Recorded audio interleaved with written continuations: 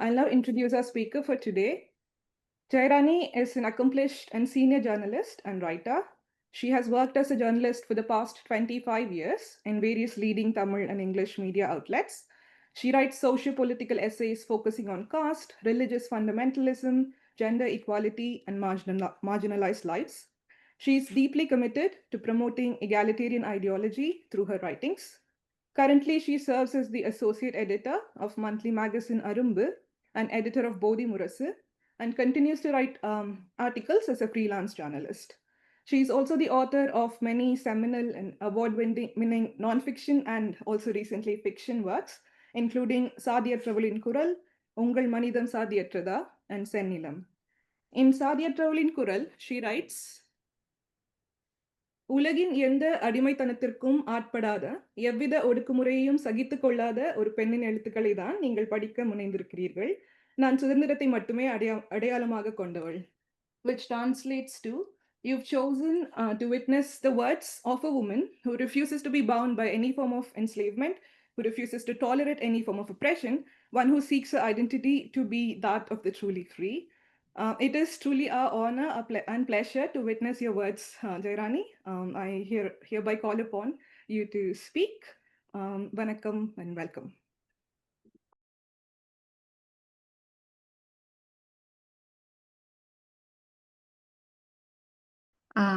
Thank you, Comrade Jeyarani, for talking with us.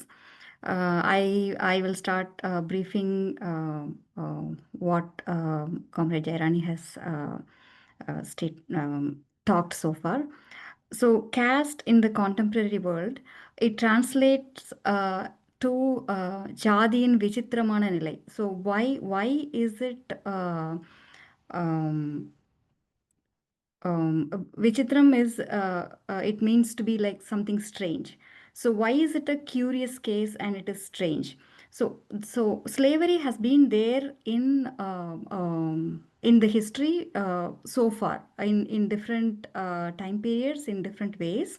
It starts in the common era where the tribes and the native tribes and everyone, where there was no civilization developed, slavery was there, and survival also was very hard, and they used the slavery for survival.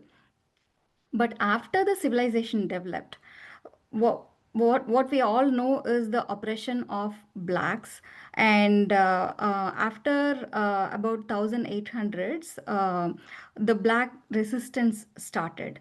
So at that time, the slavery was legalized, and it was a systemic form, and it was prevalent, and the black resistance was a significant bravery that was about 70% from their side, and the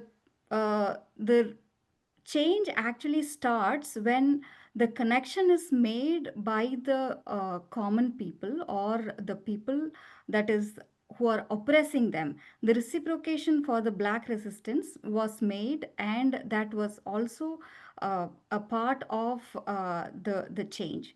So the Christianity, they kind of agreed that religiously slavery is sinful, and the tiring work and resistance without reciprocation of the black people became more visible and acknowledged, and the society is accepting that what we did was wrong and we have to make it correct, and the reciprocation also starts from the white people. So this is how the moral positioning of a society started happening, and then the books and movies and pictures and such recordings of all the slavery and why is it sinful and how is it going, and the suffering of the black people is humanized. So the slavery and oppression starts happening where the dehumanization of the suffering happens, and suffering started when it is being humanized, and when the society accepted, yes, we are wrong and we will do whatever needed to correct it. Though it still exists, it exists in different forms, and the struggle continues. The second most atrocious thing that happened in the history is the Holocaust. which happened in a very short period, which is less than 10 years, where the black oppression happened over a few hundred years, like around 400 to 500 years. So the the inhuman um, the inhuman things a human mind can never think of was all executed in Holocaust. All kinds of experiments, all kinds of inhuman things which a human mind cannot imagine. So after World War II, the change was also big. But the important thing here is Germany was ready for the change. First of all, they surrendered, and there were honest trials that happened, and people who uh, did all this, organized all this, the Nazi party leaders and everything, they were arrested, jailed, and the crimes against humanity that they did and executed and made others a part of it, it was all uh, it was all in trial. So whatever happened, all that happened was recorded and shown to the world. The world gave, the world meaning like all the other countries like America, Russia, and all the other powerful countries also gave their open condemnation. The people gave their open condemnations, and that pressure from the outside accelerated the change that Germany as a people and as a society that was willing to change. So when the society is willing to change, the change happens faster. And where they started is re-education and denazification. So re-education is, they are not focusing on the grown-ups. The adults are not in focus now, and they start educating the next generation.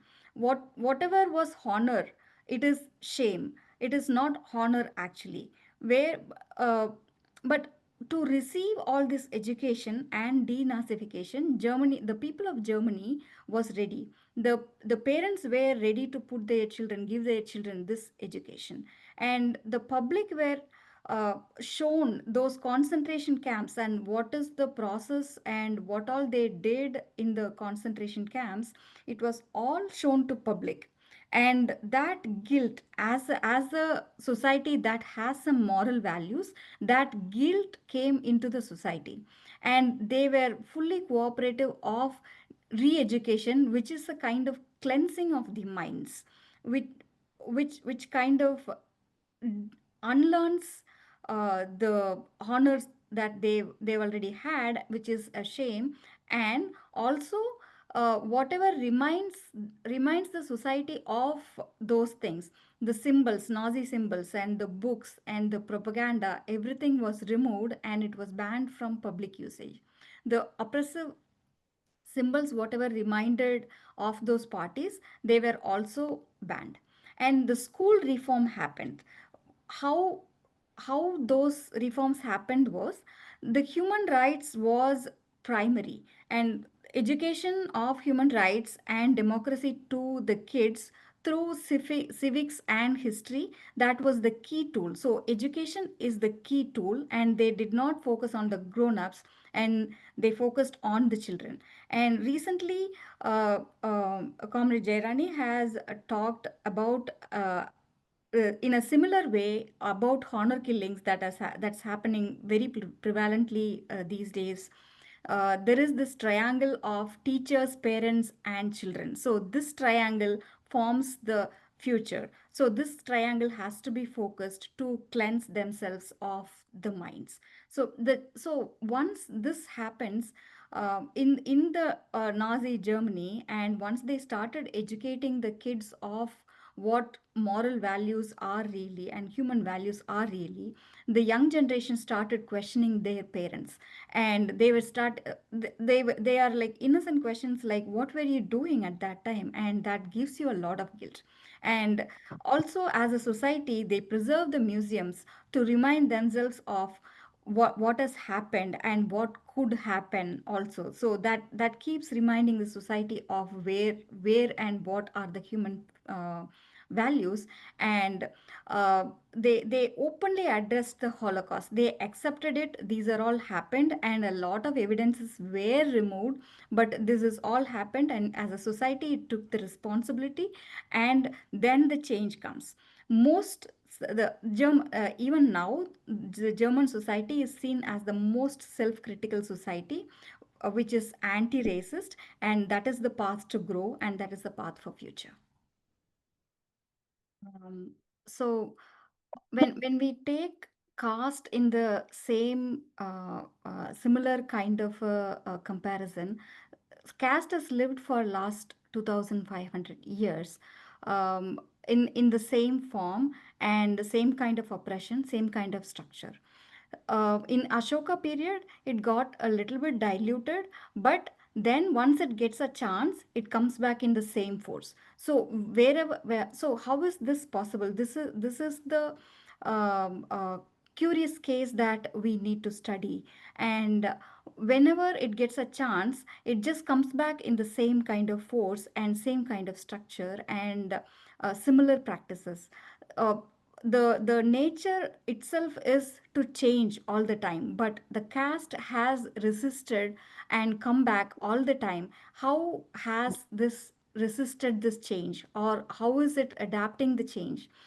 So from kingdom to democracy, even before that, so all of the in all these periods, with all these laws and democracy and everything, uh, how it survived in the same form.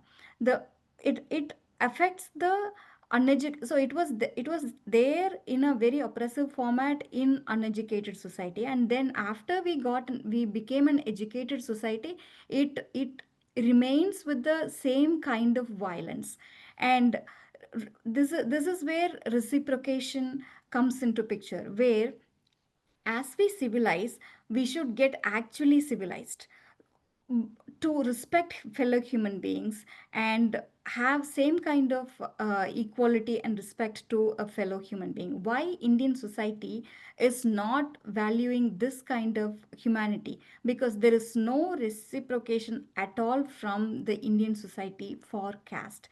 How other countries responded to whatever wrongdoings that they did, that did not happen in India any time whatsoever.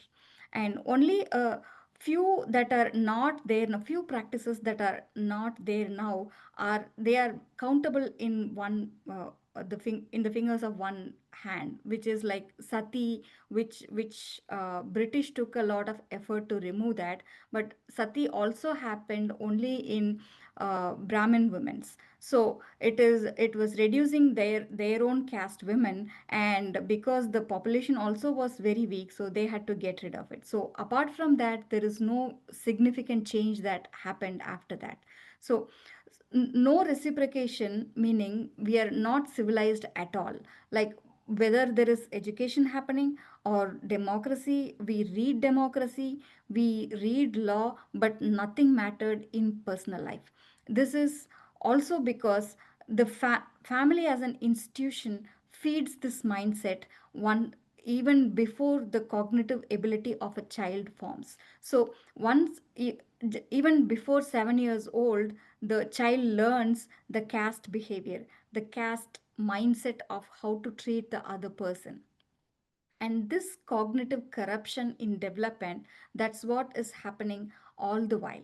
So when the resistance, when we talk about the resistance, only Dalit people and tribal people fight against caste all the time without any gaps. So if in other castes, especially from the Brahmin caste, even OBCs, there are no much leaders in anti-caste space apart from Periyar. And very there is why there is no anti-caste leaders from Brahmin and the other so-called upper castes, and only a very few from other castes also. But all the fights and all the anti-caste leaders, all of them are from Dalit or tribal communities. So whoever is spending their time and energy are the people who don't have, who are struggling for their everyday lives. They are the ones who are fighting against caste all the time throughout. uh, how how do we understand nothing has changed so far, like there is no change at all anytime?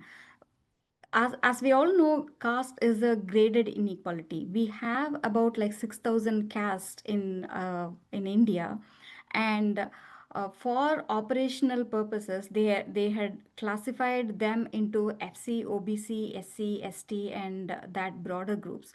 But nobody feels themselves as BC or OBC or SC or ST. They feels their caste, their specific caste.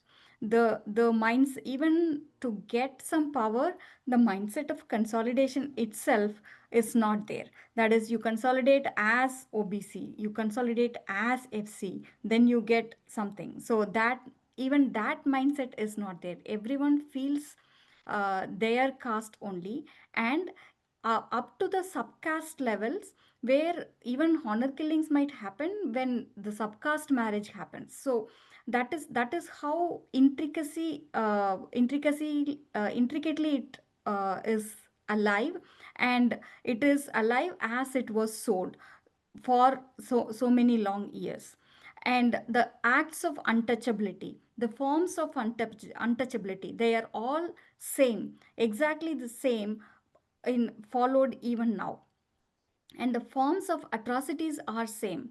The an uneducated OBC feels that they are higher than an educated Dalit. How is this so? Even an earning person from a Dalit community, uh, a person who does not have any economical background in OBC, they think they are higher than them. In the recent honor killing case, where um, Kavin was murdered by Surjit, where Surjit is he does not have a proper education, where Kavin is a gold medalist who was working in TCS and who was earning more than a lakh a year.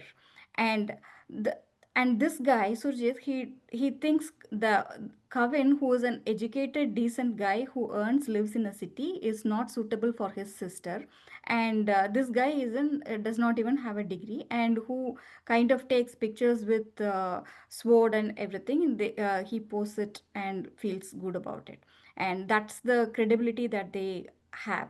And that, in general, the mindset of the so-called dominant caste boys, they think no qualification is needed, in any kind of qualification, whether it is educational qualification or economical or any kind. So even if they don't have anything, they are already given this kind of pride in birth. And I already am big by birth, and I don't need anything, I don't need to study, I don't need to do anything. And that's and they start also surviving for their caste, whoever talks to their caste girls or something like that, and they just do surveillance and they just do violence. And now it has increased. And recently, uh, the Thiran Chinnamalai Guru Pujai has started. There is a Mutramalingatevar Guru Pujai that is already happening. And you can see a lot of adolescent boys who are standing there with pride and everything. They are, most of them are like, they are uh, losers of all kinds, like where there is no much of education, and they don't go out and they don't search for their own jobs. And they are all consolidated with this kind of a feeling. And the division of laborers that is sustained by the caste with this even now. And this is how it is surviving. The caste is surviving with this kind of young minds that's being perpetuated into accepting and working for caste. So, when Dr. Ambedkar gave his first speech after he submitted the Constitution of India, he says we are entering a life of contradiction. That is a painful word that explains we have all political democracy, but there is no social democracy. So this is a painful, that whole speech is a painful speech that is giving to the people of India. Whatever, I mean, like we got independence, and then we got democracy, and all our laws, we have equality by religion and gender, and all kinds of equality is there in the constitution, and property rights is there, civil rights is there, and then we have atrocities act, and then comes the Dalit uprising, and then in 98 we have human laws about the human rights, and now we want separate law for communication, sorry, separate law for honor killing. So what do we actually want? The constitution is enough, and adding laws in political space, that does not make any difference when they are not implemented. So we have so many laws and so many details in and covering all of the scenarios, and but the society does not change, it does not care. Law is only in the paper, and as long as the society does not care about the law, it is only a waste paper. It just goes to trash. And murder and this kind of honor killing becomes heroism. And in the fieldwork of journalism, I've reported a lot of honor killings, and the demand for, so for these kids who do honor killings and go to jail and come out, they are in demand for marriage. The same caste girls, they are queuing up to marry this guy who's a murderer, and who went to jail and came back, and everyone knows he is a murderer, which is shocking, very shocking in this era, in the educated era where we claim everything is equal. And what is the main reason for that? It is endogamy. And honor killing is very popular. We all know honor killing. But how many of us are talking about endogamy? 96% of Indian population does endogamy. 96 people of us do same caste marriages for whatsoever reason, arranged marriage or whatever it is. It is only that 4% that marries outside of the caste, they get into they are becoming the victims of honor killing. And we when that happens, and that also that has to atrociously happen and become popular for us to moral outrage about it. And none of us are talking about the endogamy that is creating platform for the honor killing, and only when the honor killing happens we all talk about it. And this small disturbance of this 4% or 5%, that is not tolerable for the 96% of endogamy, and that is the reason for these kind of killings. And in this space, endogamy is not questioned at all. And the honor killings are really underreported. The recent well-known honor killings that happened are Kaving, before him it was Gokul Raj, and before him it was Shankar, and before him it was Ilavarasan. And are they only 5 or 6 killings? No, there is a lot in between, but nobody talks about it, and they are underreported. And Jeyarani has reported many honor killings, where one of them is Praveen, who married a 1 year girl, and this guy was Praveen was murdered by the girl's family in February, and in April the girl commits suicide because she is abandoned from both sides, and she can neither go here nor go there, and she writes that I'm coming to the same place that you have gone, and she commits suicide. And how is this less uh, atrocious than the other honor killings?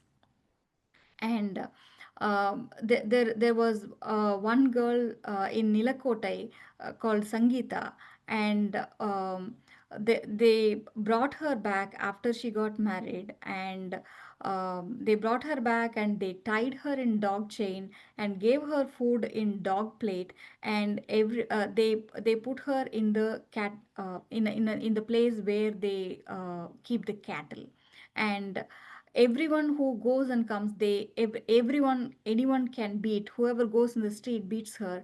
And she was burnt alive after that, and her ashes were spread in the village. And this is how the honor killing happens even now, which we call in a civilized society. And there is no impact whatsoever with all of these murders that are happening. And in the murders that were reported for the last 3 years was 68. This was reported by Evidence Gather, and MIDS report says there is 150, but there is a lot more unreported and underreported. The the uh, the cultural space that is there in our society, uh, that is the one which leads to murder. Even a so-called dominant caste girl, uh, if somebody comes to know that she likes a Dalit boy, that itself is good enough for a murder. And in in this society, only honor killing is being talked and endogamy is normalized. And even the city kids, they might not know their caste names.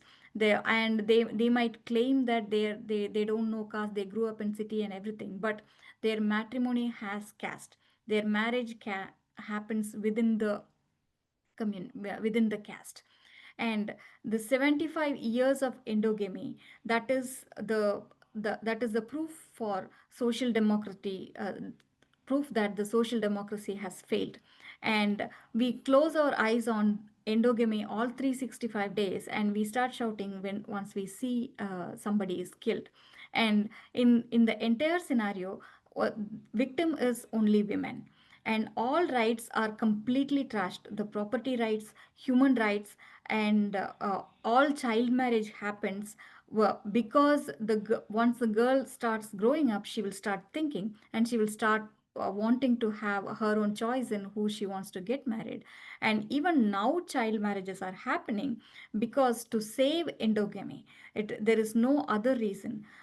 UNICEF reports there is one third child marriages happening in India. 1 in 3 is a child marriage. This happens for property reasons, and not dividing the property. Any cultural boundaries that are put is to uh, save the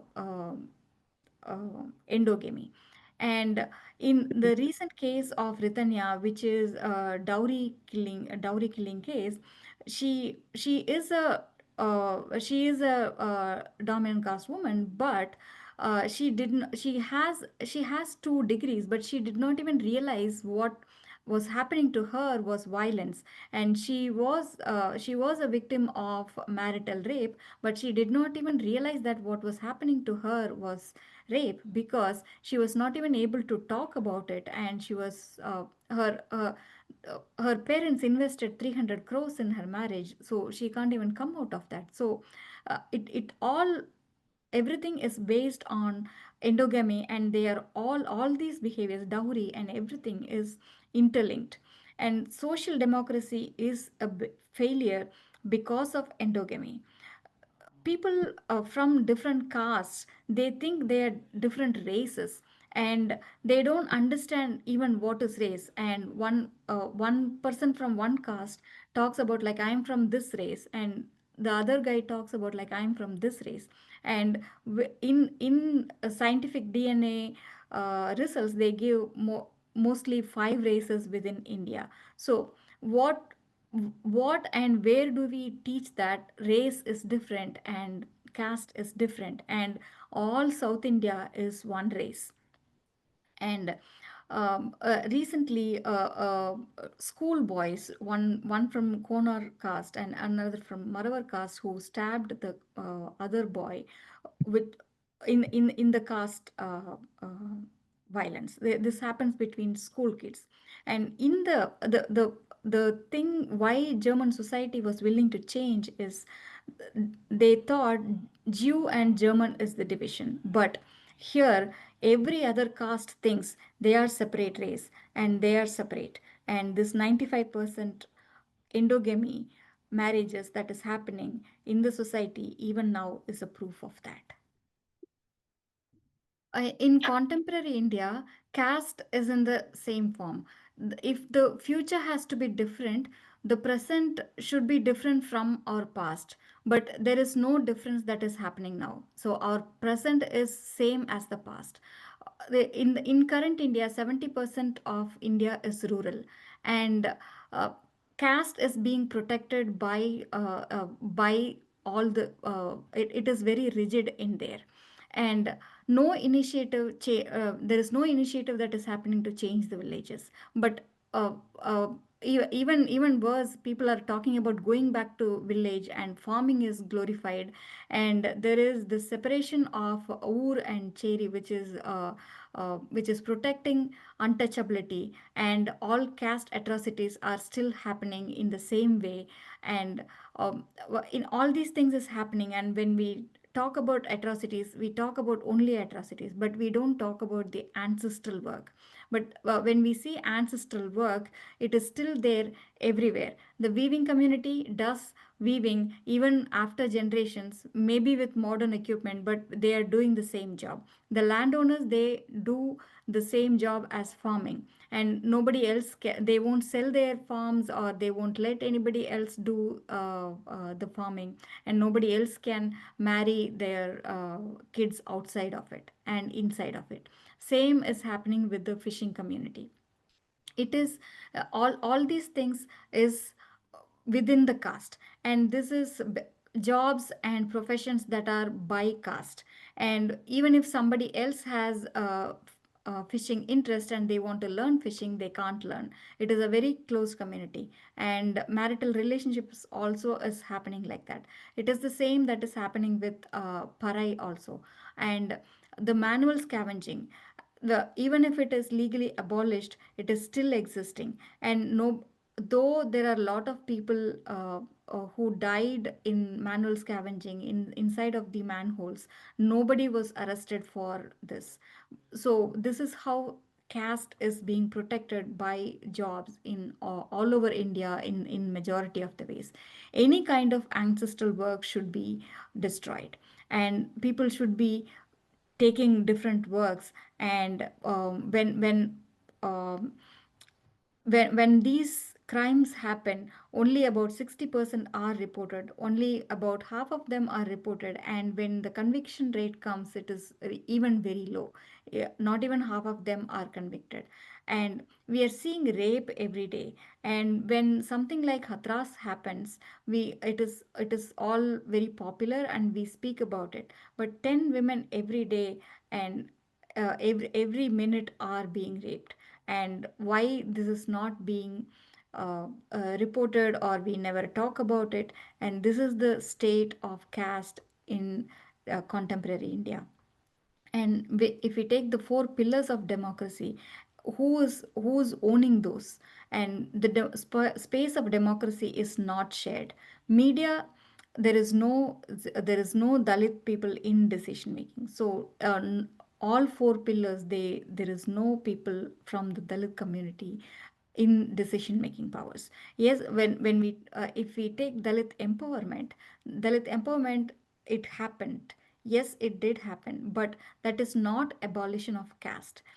Even if a Dalit person has become strong, somebody else can kill them.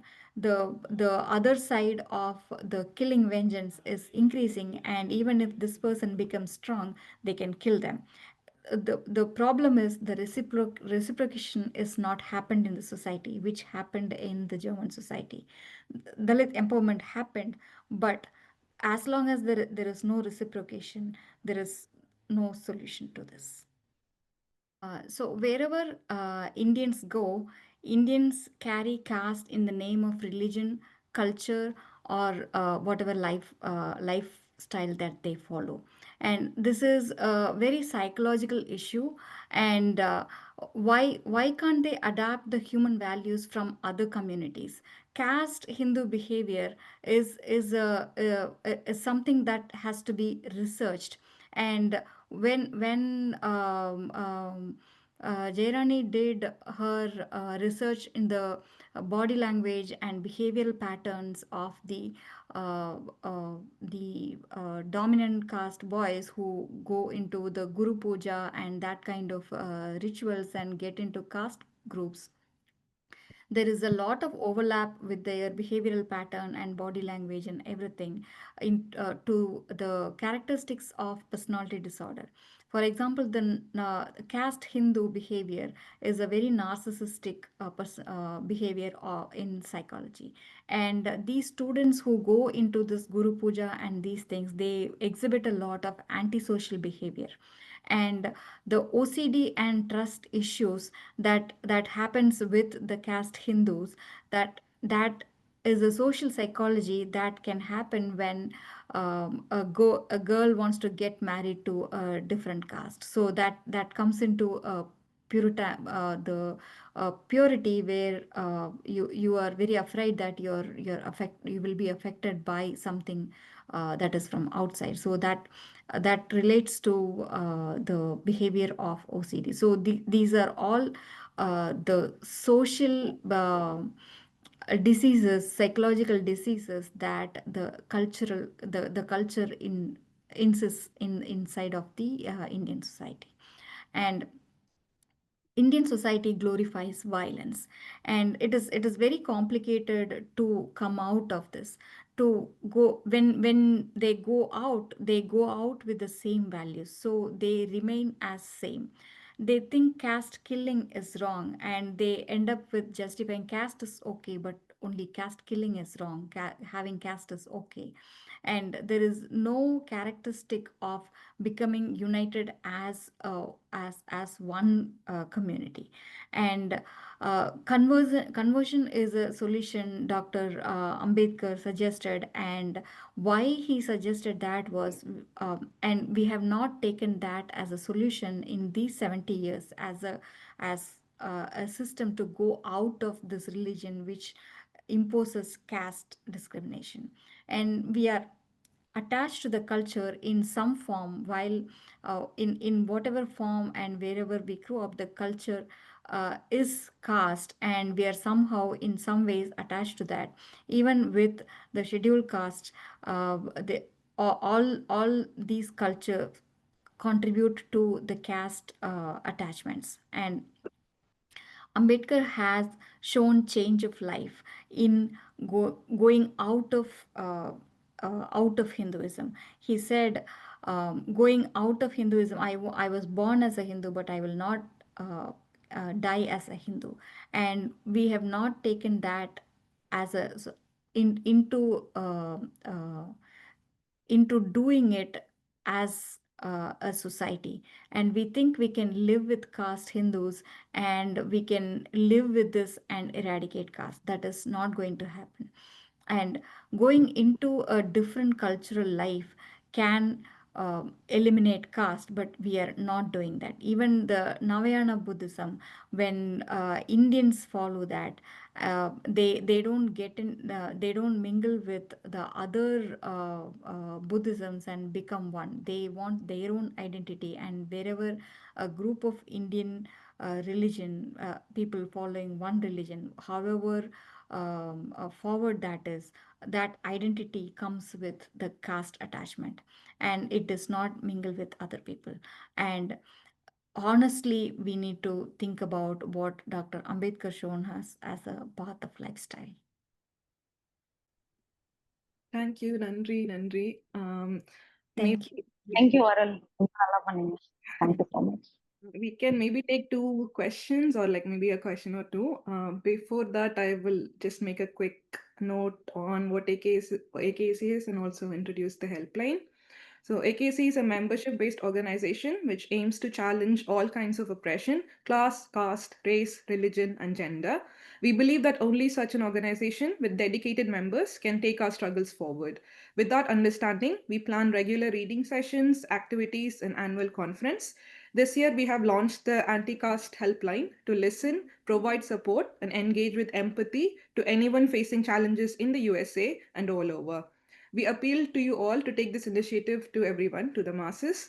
Also, I would like to announce an extended invitation for the AKSC annual conference on 4th October this year. The conference is a great avenue to meet like-minded people, strategize, and strengthen our forces. So if you're in the US anywhere, please try and make it to our conference, which will be in person.